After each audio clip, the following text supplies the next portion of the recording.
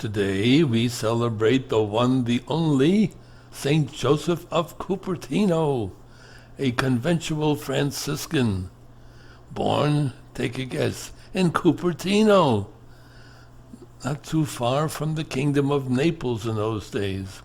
When his daddy died before his birth, the family home was seized to settle the debts, and his poor mommy was forced to give birth to him in a stable.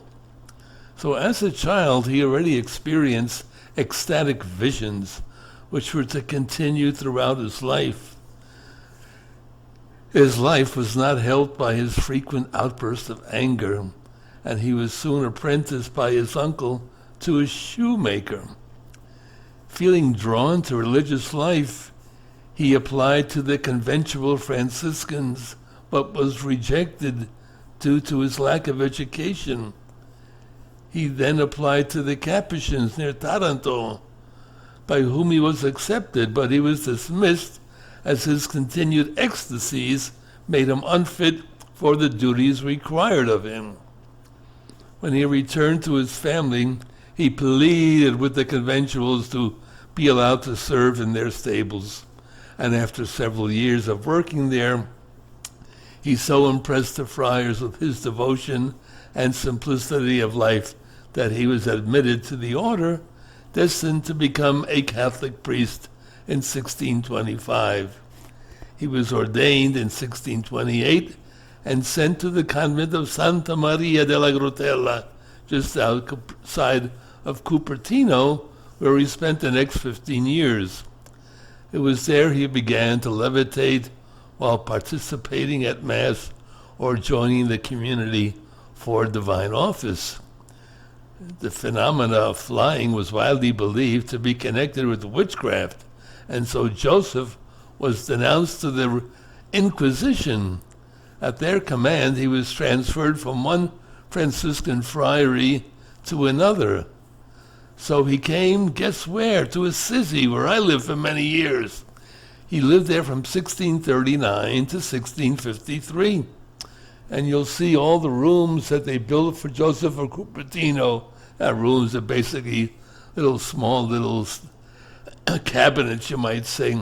You get to see his altar, you get to see the missal, you get to see his bed, the place where he used to scourge himself. It's quite the scene. Take a look. I'm going to post the pictures later on. And then finally went to Pietrarubia, and then finally Fossombrone. So that's pretty much what he did. He ate solid food about twice a week and added bitter powders to his meal. He passed 35 years of his life following this regimen, mamma mia.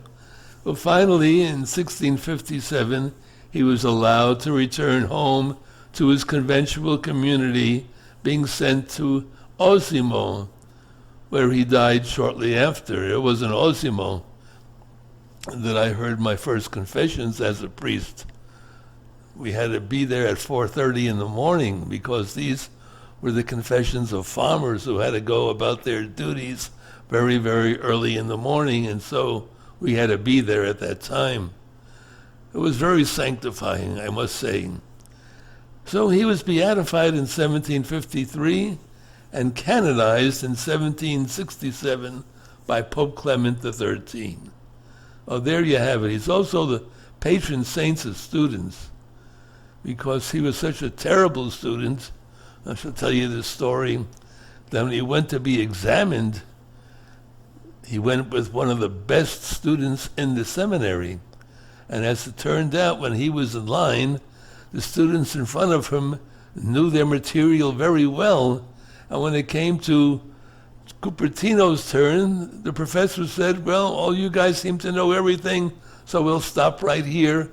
And he was admitted along with the bunch without ever having to answer a question.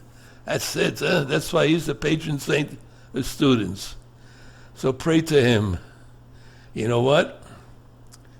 He's also the patron saint of aviation and pilots, astronauts, mental handicaps, examinations, and students.